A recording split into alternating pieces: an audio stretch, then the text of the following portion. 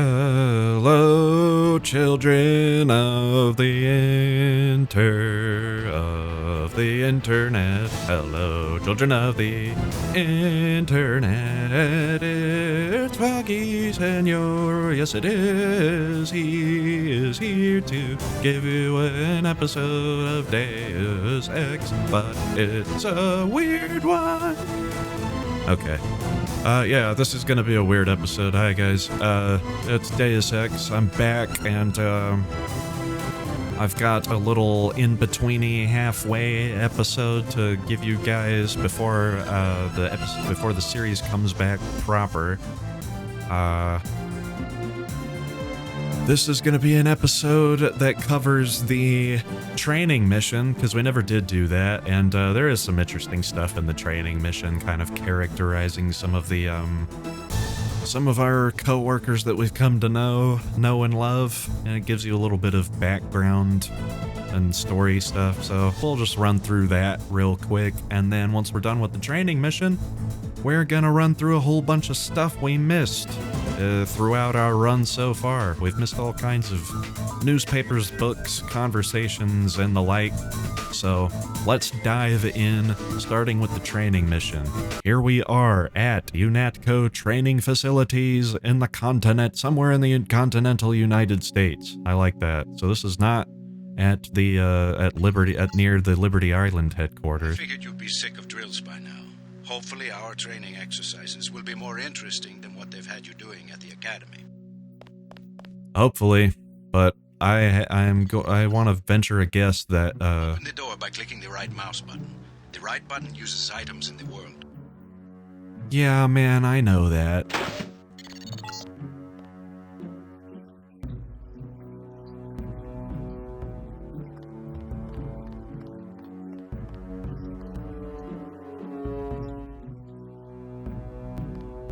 So, teaching us how to use keys to unlock doors. There's a nice detail here is that they're all watching us through glass, and you can see Walt and Simons there. You can see one of those weird android G-men, and there's Jaime checking us out. So we'll pick up the key, take out our key ring, open the door, and we'll be praised. You get a lot of equipment during these exercises. Press F1 at any time to access the inventory screen, which will let you add and remove items from the tool belt. Press F2 to view your current goals and any notes you may decide to take. On a typical mission, a UNATCO agent's objectives are logged electronically so that he can stay on task at all times. Cool. Cool. Now pick up a weapon and try to break open those crates. One of them's indestructible, but the others contain things you might find useful. Alright, teaching us how to break crates and take things. Pick up the lockpick and use it to open the door. Lockpicking takes time and expends the self-assembling resource.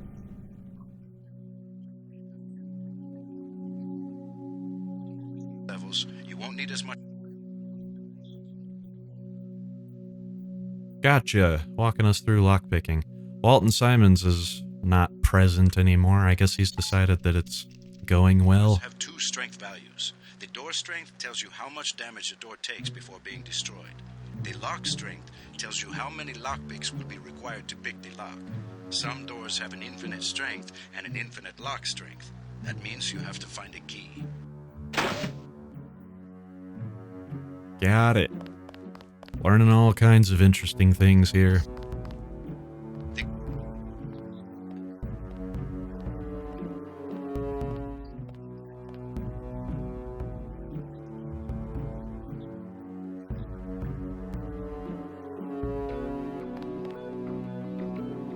Cool. What's with these tech diagrams on the wall? We'll make this one easy for you. To open the door, use the code 0012. Got it? Jaime. Yeah, I think I can remember that. If I can remember my social security number. Sometimes I can't. I freak out because I go, oh god, what is it? Start mixing it up with my phone number.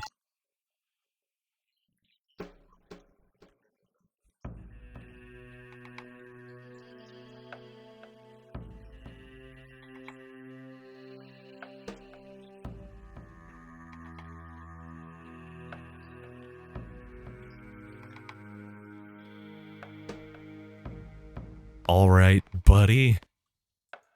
He talks to me like I'm not already the multi-tool master. Ooh, we get some information about them, though. This is kind of cool. UNATCO Training Manual, Section 3C, Multi-Tools. A multi-tool is not really a tool at all, not in the usual sense of the word, but a disposable electronic device that utilizes electromagnetic resonance detection and frequency modulation to dynamically alter the flow of current through almost any non-hardened circuitry. Skilled agents can use the multi-tool to manipulate code locks, cameras, autogun turrets, alarms, or other security elements. Note that multi-tools cannot be used for computer information extraction. See Section 5A, hacking. Alright. This is where you learn that there's a difference between those things. And a note from Jaime. Almost done, but one quick note. I'm not exactly the expert on this sort of thing. For that, you'll have to check in with Sam Carter when you get to Liberty Island. But remember that there's any number of other ways to open a door, including using explosives or finding a security computer. Yep, we've done that. We've done plenty. We've done both of those things, I think. All right, we'll proceed through with our multi-tool. Ignitions and equipment. Thanks for the cooperation, Agent. Thank you for standing there all day and waiting for me to come along.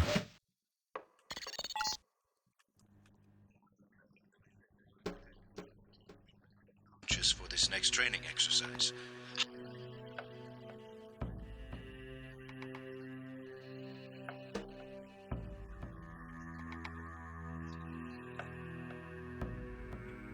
And here's your tutorial to let you know that you can pick up bodies, but that you have to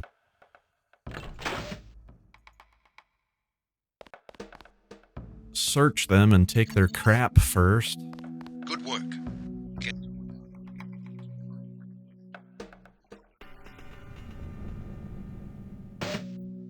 You can bet this won't be the last time we send you into a dark room. Turn on your light augmentation and find the exit on the other side. Just press F12 by default. Yeah, I mapped it to something different, but thanks. All the other ones I leave because you don't really need super quick access to them, but F12 I've remapped to F, just F on the keyboard, because that's much easier to reach when I need my light. You use your light so often. You're not a mech, but you're enough of a machine to need repair bots now and then. If you used up some bioelectric energy getting through the dark area, for example, this contraption can charge you back up. Cool. We'll use it. We only used 4%, but whatever. Congratulations, you completed phase 1. Move over the ramp into the next rooms to begin learning movement skills. We'll be watching you through the cameras, like the one you can see up in the corner.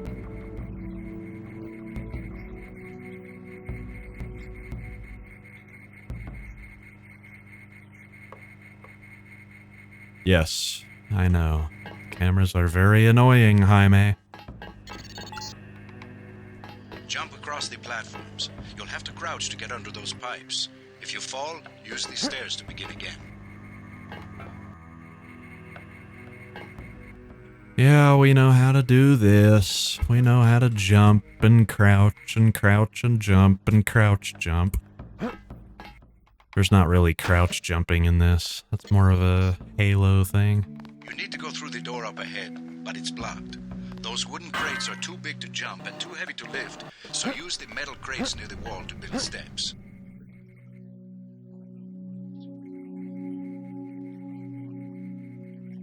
Holding, you can press the tab key by default.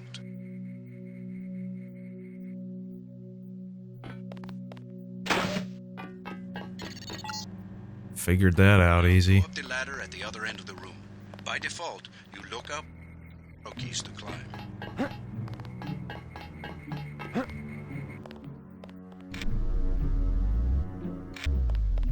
Secret candy bar in the training mission, just in case. just in case you wanted that. A nice candy bar. There's some complaints about this swim Oh, post. who's that? The Is water's that Manderley? Recruits forget to grab the hazmat suit and end up in my office. Not pretty. Or they forget that they have to put the suit on by selecting it and pressing the left. Disposable. You can wear it only once, and it operates only for a fixed duration. Use the ramp on the other side of the pool to climb out.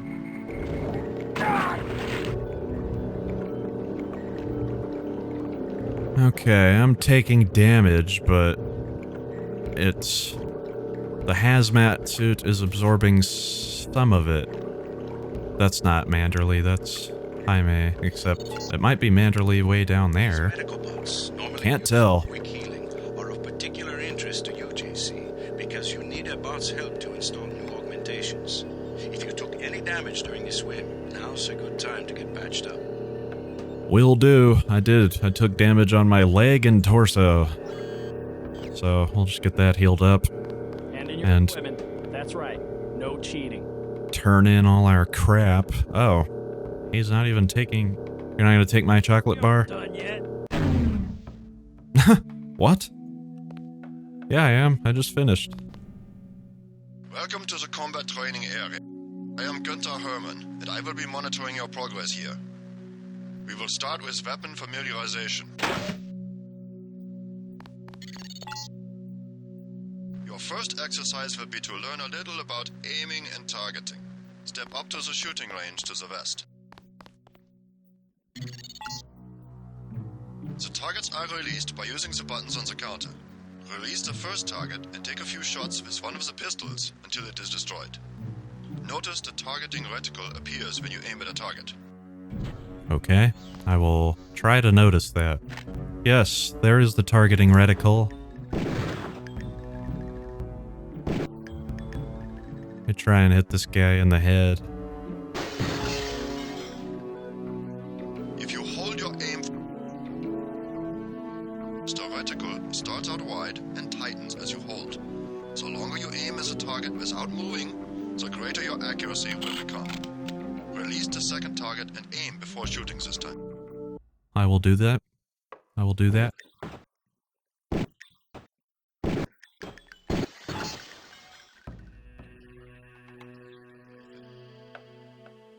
Okay. You will learn one of the ways skill level makes a difference in your accuracy. Step up to the shooting range. Okay. The targets are released using the buttons on the counter. Release the first target and destroy it with the rifle. Use the rifle scope by pressing the left bracket key to turn the scope on. Yeah, I changed that too, because people use mouse, not whatever you guys were using back in the 19th century of video gaming. Yes, zoom in, destroy. Excellent. Now we are going to raise your skill with rifles to master level. Release the second target and destroy it. Well, why can't you do that? Just raise all my skills to master level straight out of the gate. First mission. Good work. As you can see, higher skills give you better range, accuracy, and effectiveness. Proceed to the next area when you are ready. Medbot for no reason. Well, I guess I could hurt This is myself the demolition somehow. training area. Maybe. First, you will learn to use the lamp as a proximity mine. Approach the bay window and you will see a lamp placed on the target board on the black and red wall.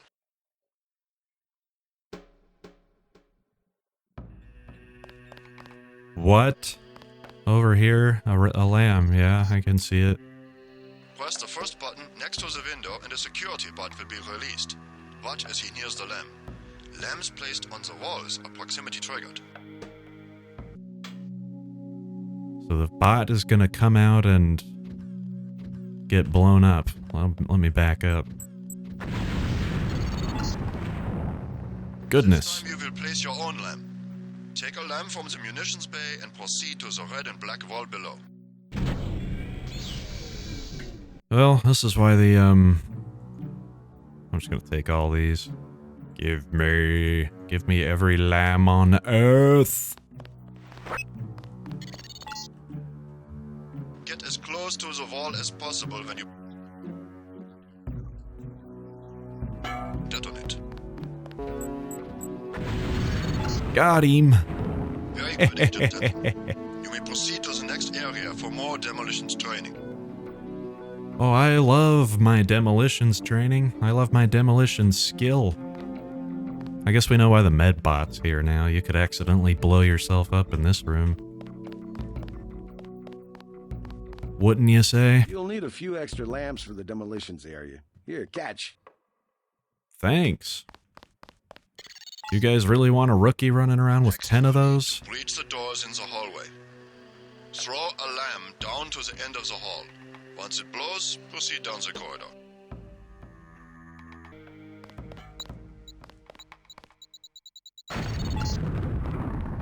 Notice how the wooden door was destroyed and the metal and barred doors remained.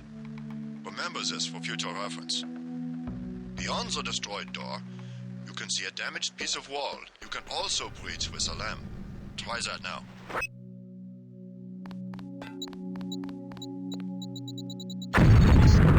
Blowing stuff up. Excellent. Notice that the wall is opened. Look for other weakened walls such as this, and your lamp and other explosives will allow you to breach them. Continue through that breach and on to the next section. The area beyond the door is the grenade defusing facility. Here you will learn how to remove planted explosive devices.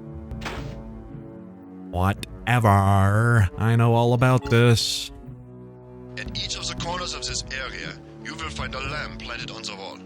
You must disarm and remove all 4 lamps before you can proceed to the next section of training. You will need to move up to the lamp quickly and defuse it by right-clicking. A second right-click will remove the lamp from the wall. Gotcha.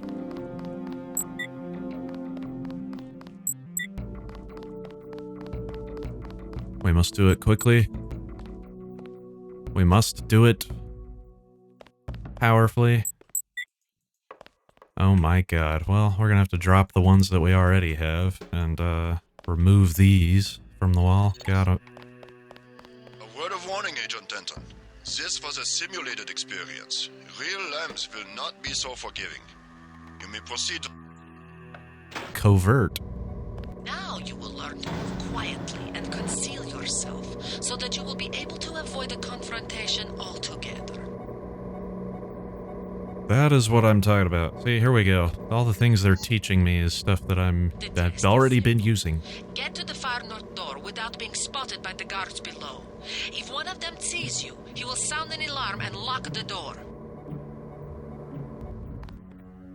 Okay, tech goggles. We've maybe had access to these one time before and never really bought them or picked them up or whatever it was. Tech goggles are used by many special ops forces throughout the world under a number of different brand names, but they all provide some form of portable light amplification in a disposable package.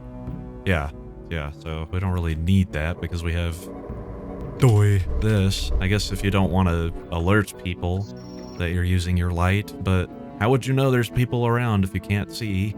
Because it's dark. Let's read this. UNATCO Stealth Guidelines Overview. Stealth is a vital component of all UNATCO operations. When implemented correctly, stealth missions result in the lowest possible ratio of agent and civilian casualties to hostile losses. I think this is something that most people don't realize when they play this game. Even if you're running and gunning, it is important to know how to not be seen and to really just do your firefighting when you really need to, or when there's no other way to do it. A lot of people just try to play this like a shooter, and it's not really that. Not really. Situational awareness is key, and agents should not only be familiar with the tactical opportunities offered by their immediate environment, but how those opportunities can be exploited to their advantage with the appropriate equipment. Tech goggles allow agents to operate in low-light environments such as offices or labs, where illumination might otherwise attract attention. With binoculars, an agent can survey an opponent's disposition and determine the best way to evade or eliminate their defenses. A rifle or crossbow equipped with scope and silencing modifications can be used to interdict targets from a considerable distance, significantly compromising hostile resistance. Other features of the environment can also be used by an agent to enhance their ability to operate covertly or to create useful distractions. Disabling security cameras, subverting autoguns, and reprogramming bots are all viable tactics employed by experienced agents in the field. Yes, you would have seen me do a little bit of this in the previous episode. Remember? Alright, let's go stealth it up then, now that we know how it works. Remember, don't let the guards see you. Use the crates for cover and crouch when you move. Got it, lady. I'll be doing that. Alright, let's just crouch down over here and avoid that nerd. Oh! I know I saw somebody. No, you didn't. Pick up and throw an object near them, and they will go investigate the noise. The terrorists. Bottles, plants, flasks, many things will work. I know this. I've used throwing knives for this very thing. Always remember the 4 basic tactics to avoid detection. Crouch behind concealment. Stay behind enemies. Move slowly to avoid making noise. And use shadows to conceal yourself. Be alert to every possibility. Yeah, the stealth in this game is pretty cool, I'll admit it, but there's plenty of jank involved, as we know. Very good. I hope you remember this lesson, Agent. They have assigned us to be partners, and I will not stop to hold your hand and repeat myself when we are facing a real enemy. Roger that. Now for the last test. You have to find a way across the river to the exit on the other side. There's more than one way to get there, depending on your approach and the skills you want to use. It's up to you. Make use of the IFF system to identify enemies. The crosshairs will highlight red over enemies, green over allies, and white over neutrals. Okay, gotta figure out how to get across, huh? Hostiles and neutrals and allies and all these things. It's telling me about. Well, we just gotta figure out. Hold on, I've got a data cube here. Too heavy. Scooch that. Read. Hey JC, you wanna cross the water? Lower the bridge. The code is 0089. It's either that or get all wet. 0089, huh? Well, robot's moving along that way, so. No time like the present. Seriously, like if we could get that down now, I could run across this way. Almost died, but we're fine. Step up to each hologram for more info. When you're through, go out the opposite door. Okay. Troopers is the central component of all.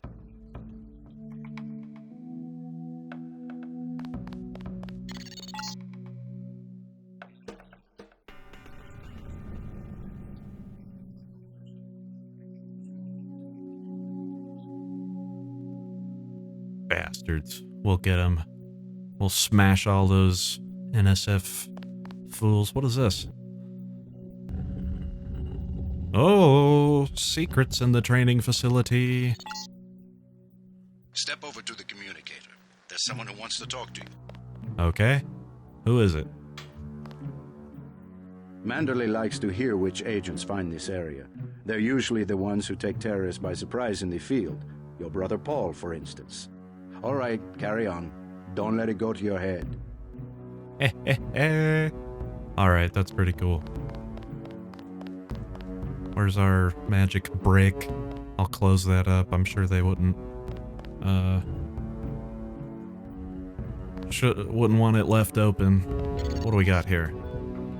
In Inexpensive security bot, a favorite of third world countries and corporate security divisions. Not so mobile, but don't be fooled. We've lost plenty of agents to its well-armored assault gun. Like other bots, he's difficult to damage with ordinary bullets. Yes, it certainly is. I haven't even tried, and I won't, probably ever.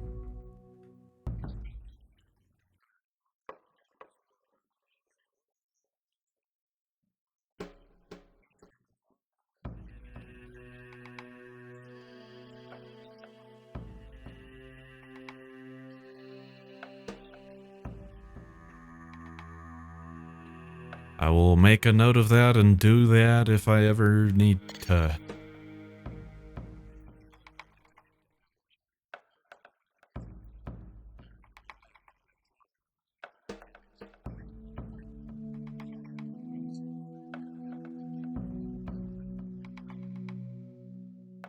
Yeah, totally.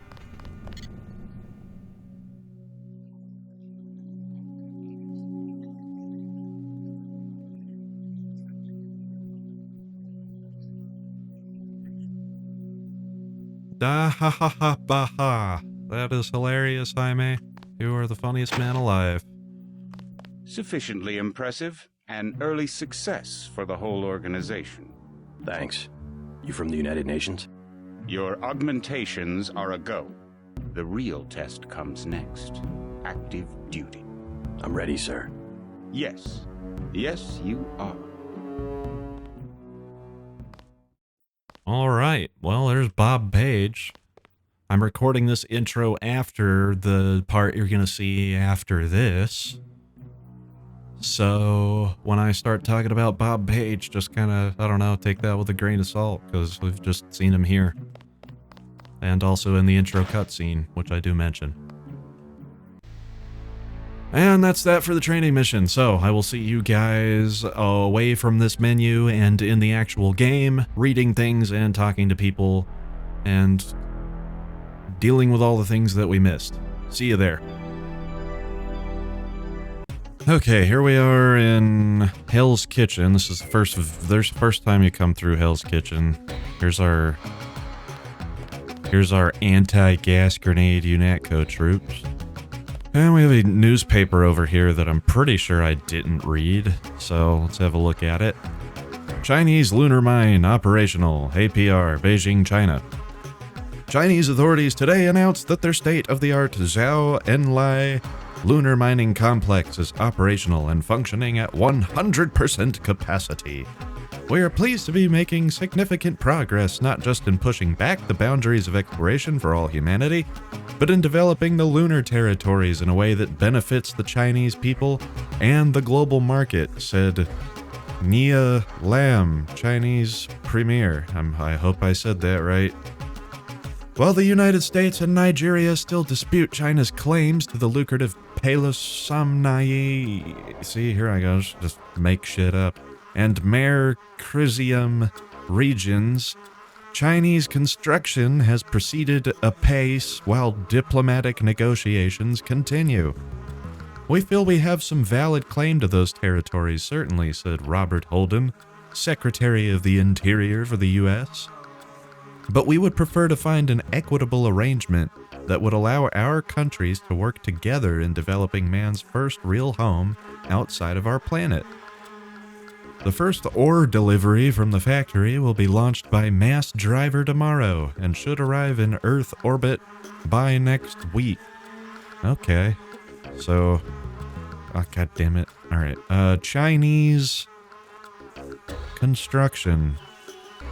I don't know what we're supposed to get out of this other than just many countries on the surface might be against each other, but in the end, a lot of them are engaging in so-called diplomatic relations. Anyway, I'll see you in wherever the next thing is that we missed. Okay, here we are. We're still in the first visit to Hell's Kitchen. This is the drug hotel room where all the drug fiends were hanging out. And we have a weirdo religious drug text, so let's go ahead and read this. Have you been saved? I am he that liveth and was dead, and behold, I am alive forevermore. Amen. Join the net church of God and know that your immortal soul will truly be saved, backed up on a data cube and stored in our secure, hardened crypt until the day of rapture. Don't trust your soul to other religions that promise similar services based on vague, ambiguous, and unverifiable promises of forgiveness and acceptance. That whosoever believeth in him should not perish, but have eternal life. The exact location of our crypts is a closely guarded secret, but rest easy knowing that they're protected by miles of rock somewhere beneath the Appalachian Mountains. Even in the event of a catastrophe, biblical or otherwise, an auxiliary nuclear generator will ensure that your soul's checksum is verified daily for millennia to come, while surface sensors constantly monitor for the last days when the crypts will be opened and all souls will be free to ascend to heaven. Why trust your soul to anything else? Net Church of God at God 999.7.7.7. Well, I guess that's never gonna change. Except, you know, it kind of is getting phased out slowly. I don't know. I don't have anything else to say about that one, so I'll see you at the next thing. Here we are at the, what is this called? Warehouse District. We're on the way to the NSF headquarters for the first time to disable the generator. And I guess there was a newspaper over here that I maybe saw and didn't do anything about, or I don't know, maybe I did read it. If that's the case, I'm just going to cut all this out. But let's go ahead and read it now, see what they've got to say about, there's a giant rat stalking New York.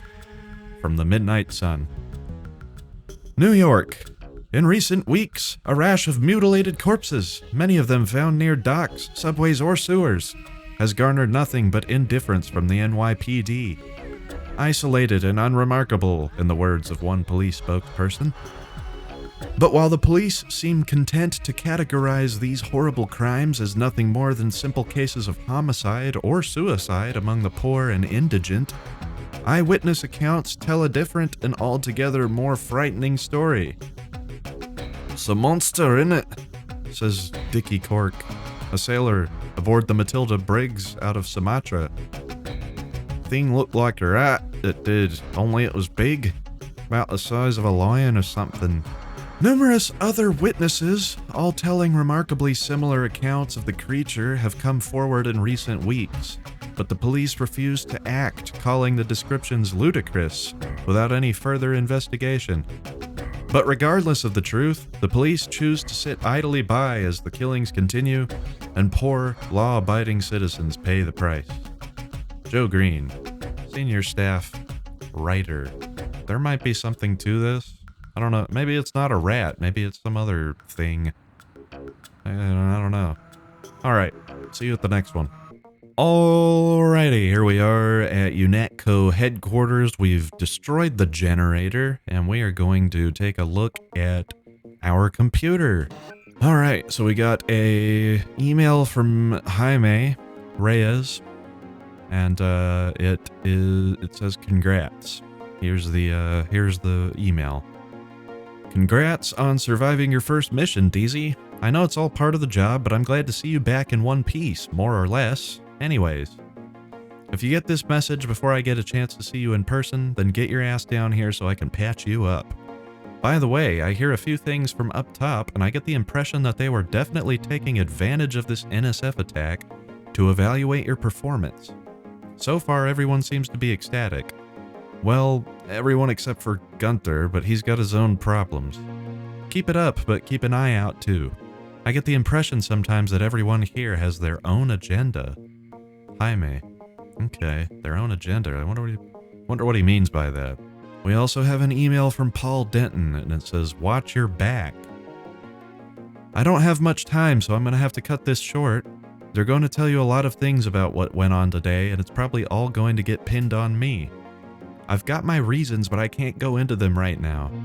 not over the net, but you've got to trust me that there are reasons. Maybe I can point you in the right direction, tap a few computers and see what you come up with. Try Manderley's computer if you can risk it. Password is knight_killer. You might also check Navarra's, but I don't have her password. Cold woman, be careful around her. And for that matter, everyone else. P. He just signs it P. He thinks he's cool. Alright, well, I guess I'll see you at Manderley's computer, and maybe Navarra's. We'll try and read their emails.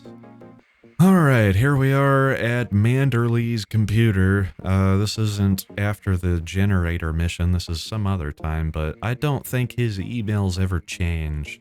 We're gonna have a look. Who do you think you are? Oh, shut up, Manderley. I'm hacking your computer, and there's nothing... Well, actually, I'm not gonna hack it, I don't need to. Behave like a professional.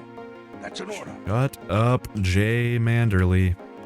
You knight_killer you. Okay. We've got a couple of things. A message from Jaime again, for Manderley. It says excessive force. I understand that what we're doing here isn't kid stuff, but I had an NSF trooper brought in to be treated prior to interrogation, suffering from multiple second-degree burns consistent with repeated application of a riot prod at close range.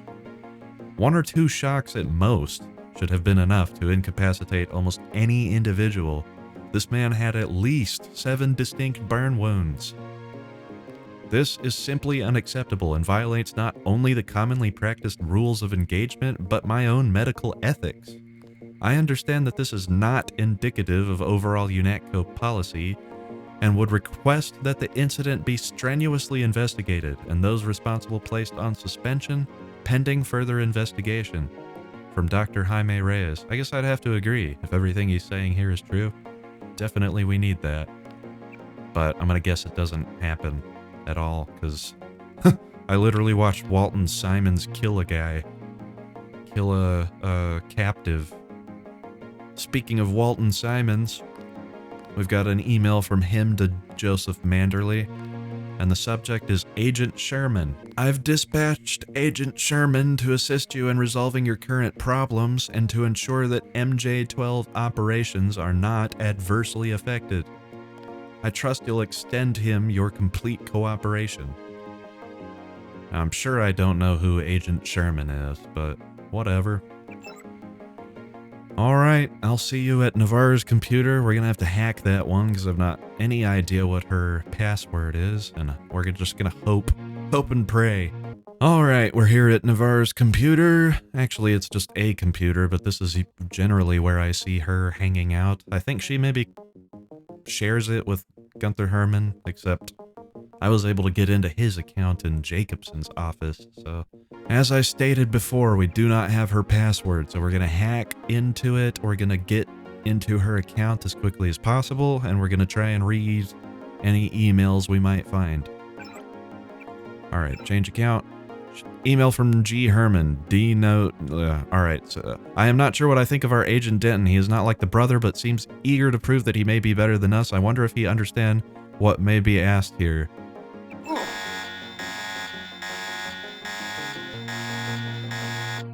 Is anybody gonna come and get me about this?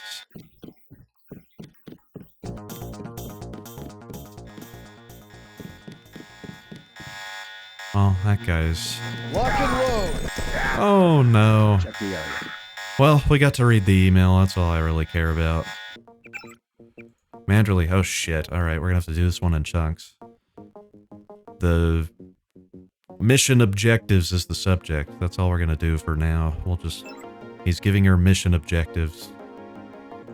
Of primary importance in the upcoming operation is recovering all of the stolen ambrosia. If any falls into terrorist hands, it could be a potential tool for blackmail that would pose a serious security risk.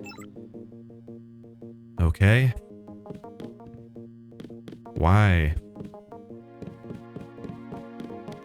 Why are they so concerned about it falling into others' hands?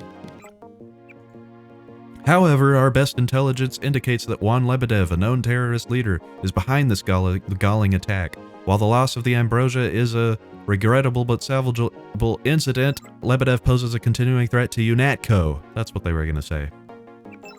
He is also a dangerous man, and if the operation should result in his termination rather than capture, there is no doubt that the agent responsible would be found to have acted appropriately and with the full force of the law. I don't get emails like that. That's what I'm getting out of this. Those are only for higher clearance. Alrighty, here we are in the Battery Park subway station. This is the second time you visit Battery Park. We're supposed to be traveling down to the Mole People by that subway, by that phone booth there. But we never came over and talked to this guy. Look who it is. It's our favorite bum. Our bum from Liberty Island, Harley Philbin. Thanks again for the key. It wasn't a favor. I was well paid. A real patriot. I see it like this. It all balances out. UNATCO's just as much gun freaks as the militias, and if everybody's gonna shoot it out, fine, so long as neither side wins and takes over the whole country. The goal of UNATCO is not conquest. It's the safety of ordinary people like yourself. I know an army when I see one. Look, I'll be blunt. Got any cash? There's a secret passage behind that phone booth over there. For 500, I'll tell you where to get the code. I'm not interested. Harley Philbin's kind of a... He's got no dog in the race either way. He's like a... What is that movie? Yojimbo. A Fistful of Dollars. He's like that guy. Except homeless, and he's not cool enough to just take a place to live, claim it. He just hangs... Well, I guess he kind of does. He's claimed this area, but he's not really living here. He's just aimlessly pacing.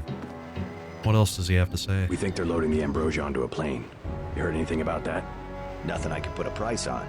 UNATCO already thinks it's Juan Lebedev. Lebedev? I don't know who else it could be. He owns a whole terminal at LaGuardia. Manderley's been trying to bump him off for years. Since when is LaGuardia for sale? City had some debts a few years back. There's always a buyer. But Lebedev's small time. He can't buy off the big politicians like a Bob Page. Who does he buy off? People lower down, but useful. Some of your buddies at UNATCO, actually. Who? You can't afford that one. How about that phone code? I'm not interested.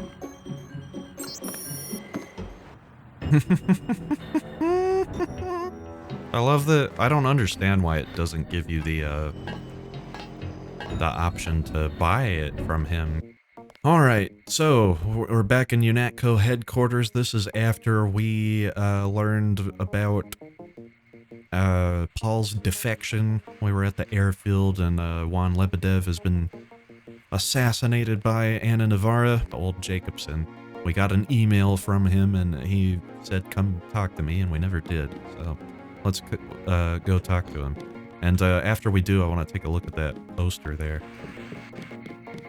because it looks interesting. Give me that lockpick. A lot of surprises this time. Paul, a terrorist.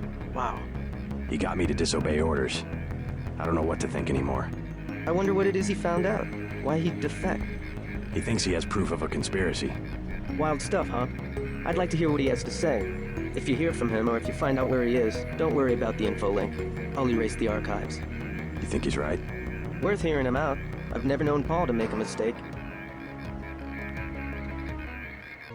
Speculative Fiction Resource Trade Show, April 25th through 28th, the Page Convention Center. Guest speaker, Calvo.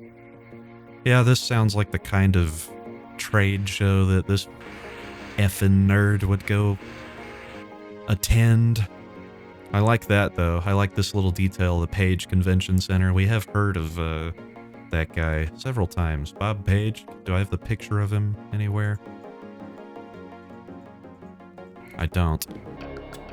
Okay, here we are at Paul's apartment, and there is a book in Paul's apartment. Here's Paul. He's in the corner. The kill switch has been activated. This is post whatchamacallit, LaGuardia mission. And we were supposed to be dropped off at Hong Kong, but Smuggler takes us here. And on this second trip through Paul's apartment, there's a lot of the same books, but there's this one on this table that I'm sure I never read, and I don't think it was here before, so let's read. Vishnu's Fall, a brief history of the Indian crisis. After the bombing, Indian officials issued a series of stern warnings to Pakistan that were rebuffed with denials of responsibility and dire threats that any attempt to use the bombings as a pretext for military action would be met with force in kind. From the viewpoint of the present-day historiographer, this was a crucial event, a game of brinksmanship that had been played between Pakistan and India many, many times before. And so, while tragic, it is also easily understood how clear signs of the impending catastrophe might have been ignored. Like two kids shoving each other on the playground, said historian Alistair Brooks. You never expect them to come to blows. That was before Pakistan began the trials of the Calcutta 16, and both nations descended into the maelstrom of political upheaval that would eventually culminate in the exchange of nuclear warheads. Bombings between Pakistan and India. The future is a tumultuous era, especially the future of Deus Ex. Okay, here we are at Smugglers. Is to stay out of UNATCO's way. Okay, I'm staying out of their way. He's warning us about the raid. This is still post LaGuardia. Paul's still in his hotel room, dying. And Smuggler warns us about the UNATCO raid, but I also wanted to hack into his computer and do what we did with Navarra, kind of see if there's anything to read here. Public terminal need passage. You met me once when doing business with Lebedev. I got the impression you were a professional then, so I'm going to try and handle this professionally now. Somebody... That's an email... Is that email from somebody to Smuggler? Or is he trying to threaten somebody? Okay. I need passage out of this city, underneath the official radar, for me and 2 other people. We're prepared to keep our mouths shut, and we're prepared to pay. We don't care how, and we don't care where. Hong Kong, Lagos, Paris, if you can, but anywhere that's outside of the country. The best thing is to stay out of UNATCO's way. Okay. Cool thing, Smuggler. I noticed that it was from somebody to Smuggler, somebody named Decker. I guess they need passage out of the country for themselves and 2 others. I wonder what the situation is. I've hacked this terminal with an account that should be active for the next 24 hours. I'll check it periodically for your response. Okay. This thing is to stay out of UNATCO. Hacked this terminal, huh? Decker? Somebody named Decker. I wanted to show this off too, I guess, because this is the second time coming through Smuggler's place, so I guess he's friendly to us and doesn't care. And I noticed this. There's these... We've got blue... These are blue, and we can just walk right through them. And it doesn't trigger anything. Alright. Level Beam. RE. Polio vaccinations. Jimmy Hoskins wrote, why Crystal Palace is only the upper level of a much larger repository of data. Okay. Repository of complete genetic records of every human being on Earth gathered during the polio vaccinations and supplemented by periodic influenza vaccinations since then. Okay, so that's the repository. Genetic information on humans that got the polio vaccination, or something along those lines. In truth, the whole idea that Crystal Palace was headquarters to NORAD was a brilliant deception as a secret Soviet-American pact. Alright, so, somebody has written that to him. Somebody named Jimmy Hoskins has some theories about vaccinations, polio vaccinations. Come on, Jimmy. In her 2013 book, The Wheels Come Off, Ophelia Carter persuasively demonstrated that there could have been no Soviet-American pact, as America had already sold out to the Greys. Oh, alright. Smuggler's just countering with more, conspiracy nonsense. Oh well, as Metallica says, fight fire with fire. Far from being shams, the polio and influenza outbreaks of the later 20th century were merely test runs in a larger governmental bio-warfare program that used its own populace as guinea pigs. And I think he said, next time get your facts straight. And I don't want to stick around and learn anymore. I think that was the end of that email. He signed off, probably with his name and maybe something dumb. Pause it if you want to see. So, I guess that's it. And in the next episode, we will be checking back in with Deezy in the present day. I guess this is the present day. It's the same night, but we'll be checking in with him at UNATCO headquarters underground, the MJ-12 base, and we'll be continuing with our escape, trying to make contact with Paul. So, until then, thank you guys for watching. I have been Foggy Senor, and I will see you in the next one. Ciao now.